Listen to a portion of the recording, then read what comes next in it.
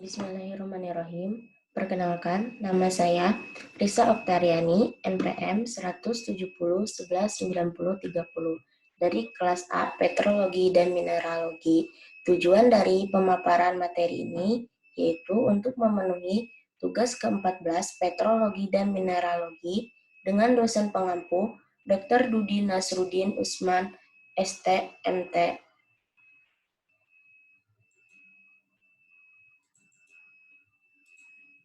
Batuan.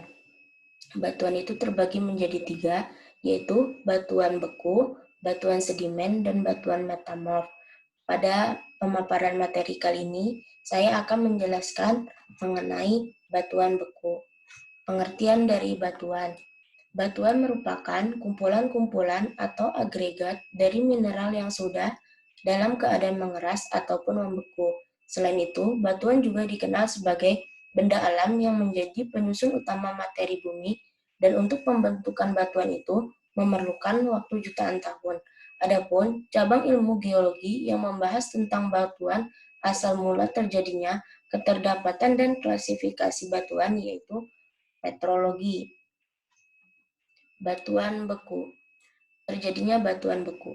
Batuan beku adalah batuan yang terbentuk dari suatu atau beberapa mineral dan terbentuk akibat pembekuan dari magma melalui proses pendinginan dan pengerasan dari magma yang melewati proses kristalisasi.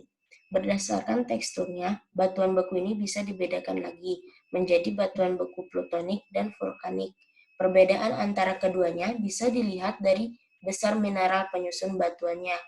Batuan beku plutonik umumnya terbentuk dari pembekuan magma yang relatif lebih lambat sehingga mineral-mineral penyusun relatif besar. Batuan beku plutonik ini seperti gabbro, diorit, dan granit. Batuan beku vulkanik umumnya terbentuk dari pembekuan magma yang sangat cepat. Contohnya adalah basalt, andesit, dan lain-lain.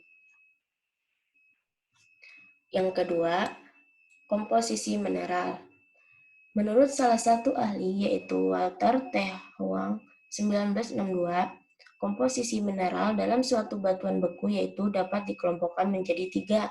Yang pertama, kelompok mineral utama.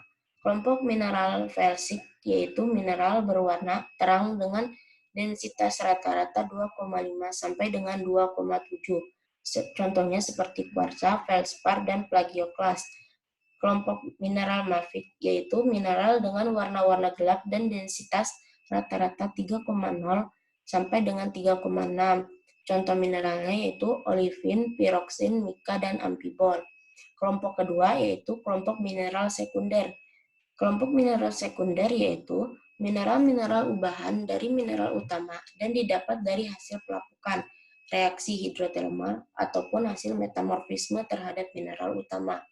Contohnya yaitu kalsit, serpentit, klorit, dan serisit.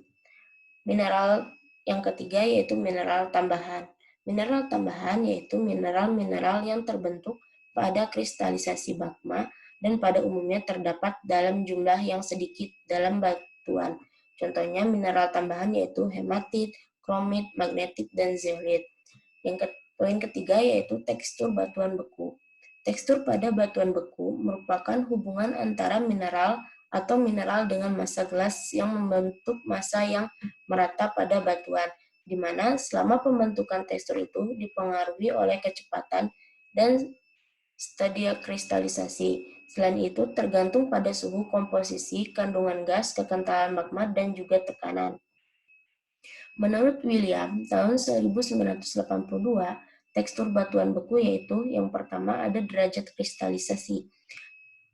Derajat kristalisasi ini pada batuan beku hubungannya dengan kristal-kristal itu memiliki tekstur kristal, di mana terdiri dari magma fragmen-fragmen karstik atau tekstur piroklastik. Derajat kristalisasi ini terbagi menjadi 3. Yang pertama yaitu ada holokristalin. Holokristalin merupakan batuan yang tersusun seluruhnya oleh massa kristal. Yang kedua ada hipokristalin. Hipokristalin yaitu batuan yang tersusun atas massa kristal dan gelas. Yang ketiga yaitu ada holoyalin. Holoyalin yaitu batuan yang tersusun atau seluruhnya oleh massa. Yang kedua ada granularitas. Granularitas yaitu ukuran butir kristal dalam batuan beku sangat halus yang tidak dapat dikenal walaupun menggunakan mikroskop. Granularitas ini terbagi menjadi dua. Yang pertama ada afanitik. Dikatakan afanitik karena ukuran butirnya individu kristal sangat halus sehingga tidak dapat dibedakan. Yang kedua ada faneritik. Faneritik yaitu dibedakan berdasarkan ukuran ada yang halus, sedang, kasar, dan sangat kasar. Tekstur batuan beku yang ketiga yaitu ada kemas. Pada kemas ini ada euhedral.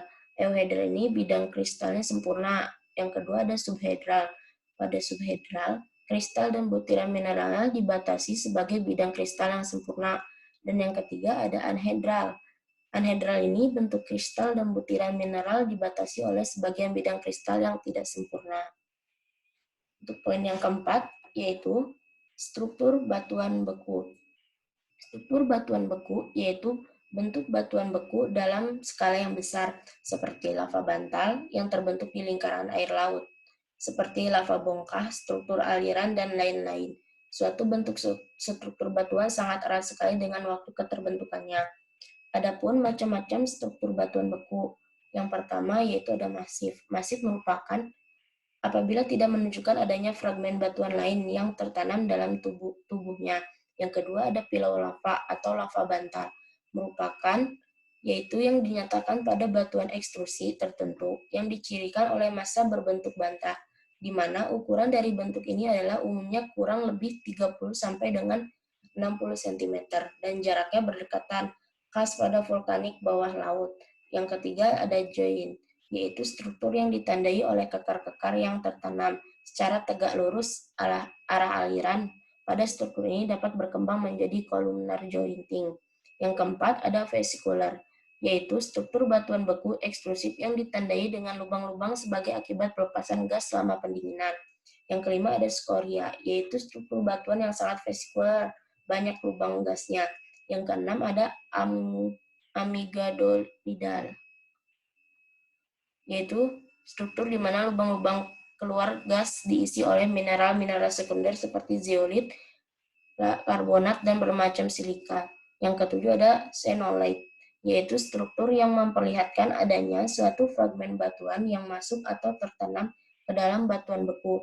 Struktur ini terbentuk sebagai akibat peleburan tidak sempurna dari suatu batuan samping di dalam magma yang menghempus.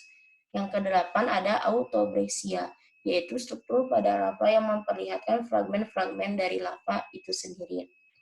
Poin kelima, keterdapatan batuan beku di Indonesia. Sebaran batuan beku di Indonesia, seperti yang pertama ada batuan andesit, ada di Sanggau, Kalimantan Barat, ada di Kecamatan Rumping, Bogor, Jawa Barat, ada di Kecamatan Cigudeg, Bogor, Jawa Barat, ada di Kabupaten Solok, Sumatera Barat. Untuk batuan basalt, ada di Pulau Midai, Barat Daya, Kepulauan Natuna, di Wonosobo, Jawa Tengah, di Kebumen, Jawa Tengah, dan di Sukadana, Sumatera Selatan. Sedangkan untuk batu apung itu ada di Nagrek, Jawa Barat, dan di Serang, Jawa Barat. Mineral. Mineral itu merupakan benda pada homogen yang didapat di alam, di mana mineral ini terbentuk secara anorganik dan juga mempunyai komposisi kimia dan memiliki atom-atom, di mana atom-atomnya tersusun secara literatur. Mineral juga merupakan sumber daya alam yang tidak terbarukan dan pembentukannya itu terjadi secara alami dengan jangka waktu ribuan tahun, bahkan bisa sampai puluhan juta tahun. Ini contoh dari mineral-mineral. Poin keenam yaitu karakteristik fisik mineral logam. Contohnya magnetik. Magnetik merupakan mineral logam yang memiliki sifat fisik yaitu tingkat kekerasannya 5,5 sampai dengan 6 skala Mohs. Memiliki pecahan subkonkoidal, memiliki belahan sempurna, ketahanannya brittle, memiliki sistem kristal isometrik dan berat jenisnya 5,1 sampai dengan 5,2 gram per cm kubik. Poin ketujuh, karakteristik kimia mineral logam. Contohnya kalkopirit.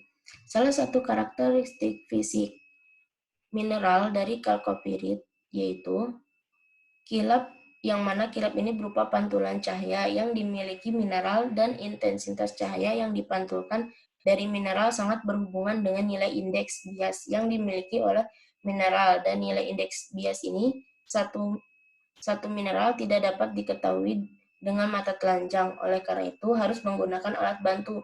Kilap ini terbagi menjadi dua, yaitu kilap logam dan kilap non-logam. Pada mineral kalkopirik ini, kilapnya yaitu kilap logam, karena kilapnya mirip dengan kilap yang dimiliki oleh logam dan juga pada umumnya dijumpai pada mineral yang mengandung unsur yang dominan, yaitu kalkopirit CuFeS2. Untuk poin yang ke-8, yaitu karakteristik fisik mineral non-logam.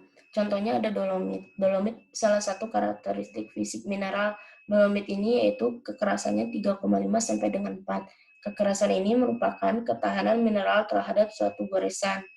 Poin ke-9, karakteristik kimia mineral non-logam. Contohnya belerang. Belerang merupakan unsur non-logam yang tidak berasa. Belerang dalam bentuk aslinya adalah sebuah zat pada kristalin kuning. Di alam, belerang dapat ditemukan sebagai unsur murni atau sebagai mineral-mineral sulfida dan sulfat. Belerang adalah unsur penting untuk kehidupan dan ditemukan dalam 2 asam amino. Kesimpulan, batuan itu terbentuk dari mineral-mineral yang mempunyai sifat yang keras atau padat. Batuan juga mempunyai beberapa jenis, diantaranya batuan beku.